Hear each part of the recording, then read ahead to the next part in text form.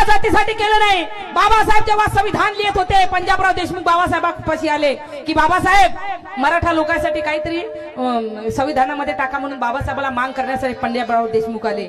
बाबासाहेब पंजाबरावांना बोलले की पंजाबराव बसून बसून माझे पाय दुखत आहे, मी जरा फेरफटका मारून येतो, मी जे लिहिले हे संविधानावर तुम्ही नजर टाका। पंजाबराव देशमुख संविधान वाचत होते, बाबासाहेब गेले, जे जे लिहिलं ते पन्ने वाचले।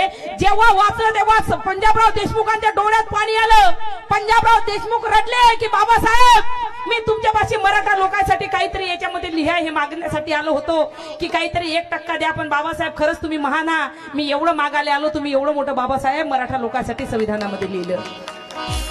कारण बाबासाहेबांनी एका जातीसाठी केलं नाही। बाबासाहेब जेव्हा जिवंत होते तेव्हा आम्ही म्हणतो आम्हाला आरक्षण मिळते, मराठा लोकांना सुद्धा आरक्षण मिळालं पाहिजे, आम्ही ह्या मताची लोक आहोत। कारण बाबासाहेबांना आम्हाला जातभेद करायला नाही सांगितलं, बाबासाहेबांना आम्हाला आपला हमारा नाही सब हमारे है। बाबासाहेब जेव्हा जिवंत होते तेव्हा बाबासाहेब बोलले की मी आज जिवंत आहो, आरक्षण घ्या, तुम्ही आरक्षण घ्या। तेव्हा याचे बापदादे बोलले की आम्ही काय गरीब आहो का, आम्ही काय भिकारी आहो का, आम्हाला आरक्षणाची गरज आहे। मग आज आरक्षण मागता आम्ही काय करा,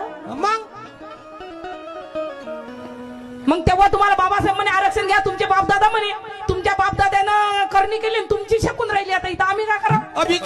आम्ही म्हणतो मराठा लोकांना आरक्षण मिळालं पाहिजे। सर्वप्रथम जर मराठा लोक आरक्षणासाठी निघत असेल आम्ही तुमच्या पाठीमागे उभे आहोत, आम्हाला वाटते की तुम्हाला आरक्षण मिळालं पाहिजे। बाबासाहेब बोलले जेव्हा तुम्हाला आरक्षणाची गरज पडेल तेव्हा मी नसेल, आणि आज ते खरंच झालं।